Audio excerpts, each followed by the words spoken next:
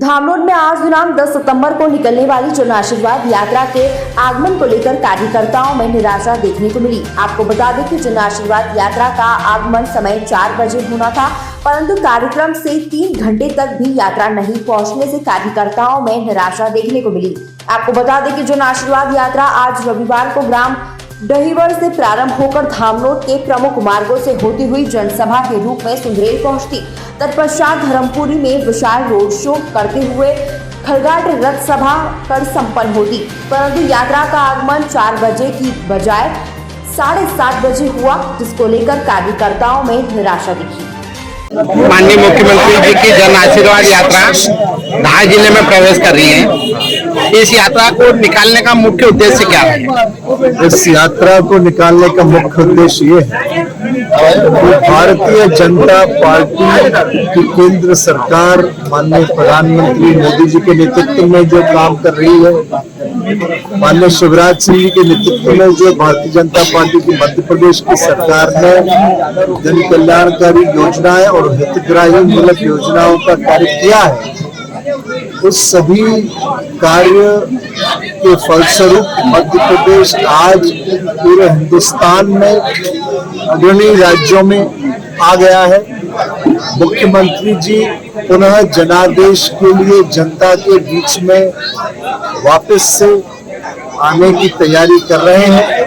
जन जन तक हम पुनः जाके जनता से निवेदन कर रहे हैं कि जो जनाशीर्वाद उन्होंने हमें पहले दिया था, उसी के फलस्वरूप हम जनता के कार्य कर पाए।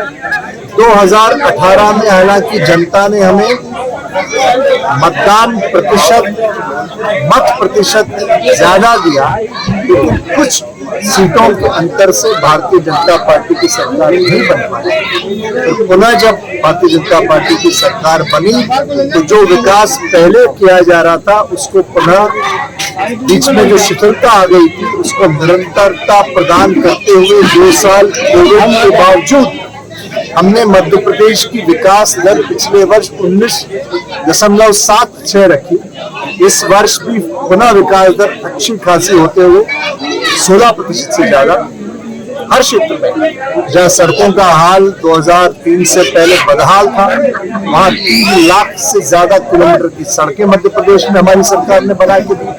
जहाँ बिजली के पते ठिकाने नहीं थे, बिजली बिल सदैव हुआ करती थी, हमारी मध्य प्रदेश की सरकार आज 18,000 मेगावाट की क्षमता का विद्युत उत्पादन कर रही है, जिसमें 22% विद्युत उत्पादन हमारा गैर परंपरागत ऊर्जा स्रोत से सौर ऊर्जा, विंड पावर से दे रही है। और हमारा ये जो ऊर्जा है ये दिल्ली की मेट्रो भी चला रही है। इसी प्रकार से बिजली सड़क के बाद हमारी औद्योगिक विकास दर जो 2003 में नकारात्मक थी वो आज 24% है।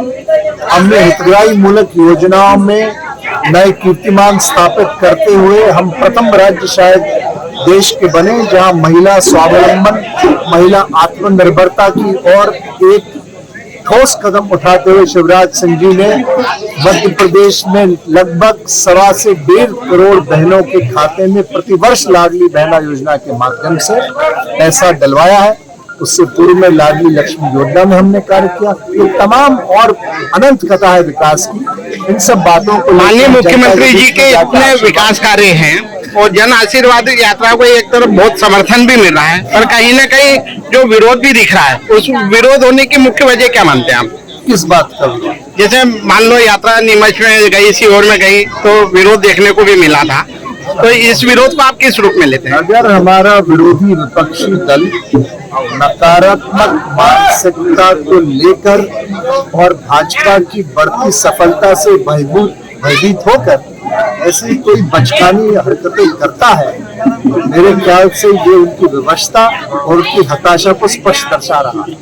आगामी चुनाव को देखते हुए पहले फेज में भाजपा ने बढ़त बनाई है, अपने 39 उम्मीदवार उतार दिए हैं।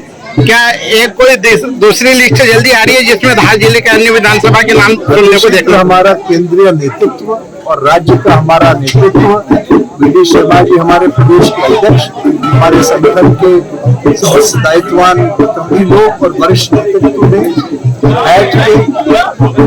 मेरिट के आधार पे टिकटों के वितरण का निर्णय पहले भी लिया है और आगे भी दूसरी लिस्ट अतिशीघ्र आएगी। भारतीय जनता पार्टी हर तरीके से इस चुनाव के लिए तैयार है। हमें नारा अमित शाह जी दे गए 150 सीटों का टारगेट दे गए, कैलाश जी ने 107 सीटों का हमें संकल्प दिलाया है और हमारा समस्त कार्यकर्ता समस्त मध्य प्रदेश में बुलंद स्वर में कह रहा है कि अब की बार 200 पार। मीडिया से बात करने के लिए धन्यवाद। माननीय मुख्यमंत्री जी की बहुत महत्वाकांक्षी योजना जन यात्रा निकल रही है, इसके बारे में आप क्या कहना चाहते हैं? ये माननीय मुख्यमंत्री जी और भारतीय जनता पार्टी के तत्वाधान में और माननीय मुख्यमंत्री जी के नेतृत्व में जन आशीर्वाद यात्रा मध्य प्रदेश में 5 निकल रही है। उसमें यात्रा क्रमांक 3 के प्रभारी ललवानी जी है और चावड़ा जी है और मैं उस संभाग की टोली में हूँ। और ये यात्रा जन आशीर्वाद यात्रा इसलिए निकाली जा रही है कि भारतीय जनता पार्टी की सरकार के माननीय मुख्यमंत्री शिवराज सिंह चौहान, देश के प्रधानमंत्री माननीय नरेंद्र मोदी जी व्यक्तिगत हितों के हर व्यक्ति को व्यक्तिगत लाभ पहुंचाने का योजनाओं के माध्यम से लाभ पहुंचाया है। चाहे सड़कों का निर्माण हो, इंफ्रास्ट्रक्चर का मामला हो, चाहे विद्युत 24 घंटे विद्युत का हो या 10 घंटे बिजली किसानों की हो, या युवा उद्यम क्रांति मुख्यमंत्री युवा उद्यम क्रांति योजना हो, प्रतिभा किरण योजना हो, लाडली बहना योजना हो, लाडली लक्ष्मी हो, बेटी बचाओ का योजना हो, ऐसे तमाम गरीब लोगों के राष्ट्र के लिए जीना, राष्ट्र के लिए मरना, राष्ट्र की मुख्य धारा से अंतिम व्यक्ति को जोड़ना, यानी दीनदयाल उपाध्याय जी के एकात्म मानव दर्शन के तर्ज पर ये योजनाएं बनाई है और इसका लाभ मिल भी रहा है। और इसी कारण आज जनता से आशीर्वाद लेने के लिए ये जन आशीर्वाद यात्रा निकाली जा रही है। बस मुझे इतना ही कहना। जय हिंद, जय हिंद। मैडम, 39 सीटों पे हारी हुई पे भाजपा ने अपने उम्मीदवार घोषित कर दिए हैं। कहीं ना कहीं पहले फेज में भाजपा ने बाजी मान ली है, परंतु कहीं ना कहीं मनावर समेत जिले के अन्य सीटों का भी उम्मीदवारों की घोषणा कब तक हो जाएगी? देखिए, भारतीय जनता पार्टी ने जो आकांक्षी विधानसभाएं हैं, आकांक्षी विधानसभाओं पे करीब 39 के लगभग सीटों का तय कर दिया गया है। शेष सीटों जो बी श्रेणी में आती है उसका सेकंड में करेंगे और जो ए श्रेणी में आती है वो लास्ट में करेंगे। ऐसे भारतीय जनता पार्टी चूंकि प्रजातांत्रिक ढंग से काम करती है, सामूहिक निर्णय लेती है और सामूहिक निर्णय लेते हुए सीटों का ये फाइनल होगा बाद में। जन आशीर्वाद यात्रा को लेके एक और यहाँ सब दूर उत्साह है, वहीं कहीं कहीं पर कन्या सेना का या अन्य लोगों का विरोध भी देखने को मिल रहा है। इसको आप किस रूप में देखती हैं?